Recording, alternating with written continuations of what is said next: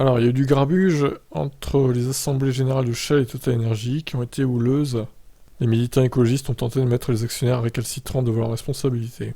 La situation était étonnamment similaire entre les capitales françaises et anglaises cette semaine. L'assemblée de Shell mardi à Londres et celle de Total Energy mercredi à Paris ont subi les perturbations des associations écologistes.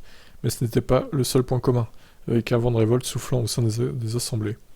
À Paris, c'est à la salle Pleyel que Total Energy tenait son assemblée générale annuelle. Peu d'actionnaires étaient présents, et la firme avait interdit aux journalistes d'apporter leur ordinateur.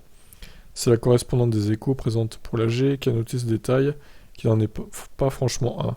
Il semble en effet que l'entreprise pétrolière française ait fait le nécessaire pour tenir cette réunion la plus discrètement possible. La raison à ça est très simple, puisque Total Energy craignait que certains de ses actionnaires ne s'emparent du sujet environnemental. La firme a en effet instauré un Silent Climate, c'est-à-dire un vote consultatif sur divers sujets concernant l'écologie.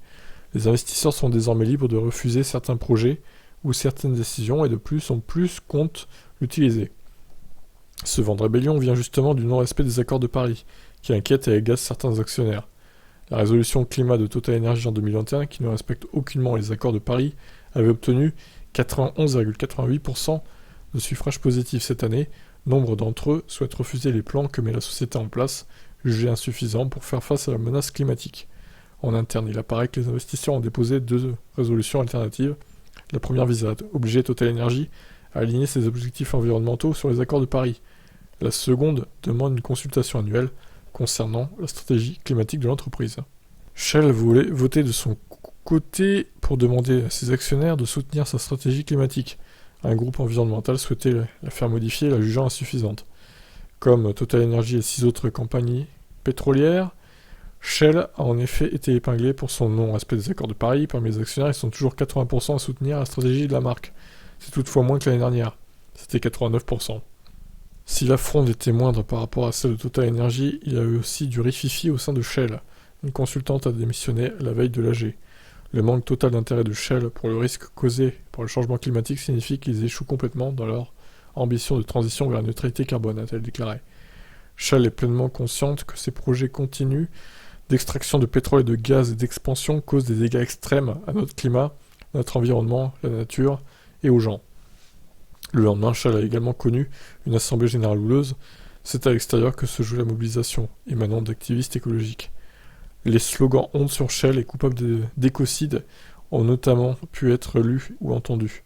La majorité des 70 militants provenaient de Monnaie Rébellion, une association en lien avec le célèbre Extinction Rebellion. Devant cette pression, Shell n'a pas eu d'autre choix que de suspendre son assemblée générale. C'est le président du conseil d'administration, Andrew Mackenzie, qui l'a décidé après une demi-heure.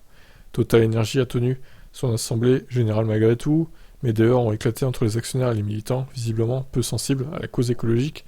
Ils ont préféré tourner en dérision les inquiétudes de Greenpeace. Agacés de ne pas pouvoir circuler, ces actionnaires ont pris à partie des militantes. « Tout le monde vous déteste !»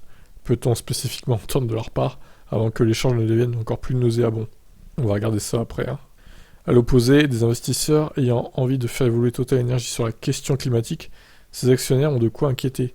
Outre des propos inacceptables, c'est leur absence de prise de conscience qui choque. Il faut espérer que les actionnaires inquiets pour l'écologie parviendront à faire évoluer les choses. Oui, mais ils ont l'air assez minoritaires, les actionnaires inquiets pour l'écologie, du coup. C'est bien le problème. Cela permettrait au moins à ces entreprises de proposer des programmes ambitieux pour respecter les accords de Paris. Alors, la vidéo de Greenpeace. Faites pas chier! Ne me faites pas chier, connasse! Là, je suis pas libre à cause de vous. Vous n'êtes pas libre et nous, on va pas vivre. Et là, elle crève et puis il fait pas chier. De toute façon, vous allez crever comme les autres. Ils nous insultent. Oh là là. C'est nul. Faites pas chier! Ne me faites pas chier, connasse! Là, je suis pas libre à cause de vous. Au bord des larmes. Vous n'êtes pas libre, mais nous... Mais nous, on va pas vivre. Et là, elle crève et puis il fait pas chier. Crève et fait pas chier, quoi. Super. Vous allez crever comme les autres. C'est lui, là, le coupable. Insupportable. Vraiment, ce genre de personne, c'est... écœurant, quoi. Crève et fait pas chier. Super, le mec. Mais lui, il s'en fout, il va crever dans 10-15 ans de vieillesse. Donc, voilà, il pense pas à la jeune génération, en fait. C'est bien le problème. C'est bien le problème de tous ces boomers qui n'ont rien à foutre de l'écologie, en fait. Voilà mon avis là-dessus. Donc, bon. Il serait temps que tous les actionnaires, là, ils changent et ils deviennent de plus en plus jeunes. Comme ça, ils seraient plus préoccupés par l'écologie, je pense. Mais tant qu'il y aura ces vieux cons En tant qu'actionnaire, bah, les choses bougeront pas en fait, tout simplement. Voilà mon avis là-dessus. Je vous laisse me donner le vôtre. Ciao.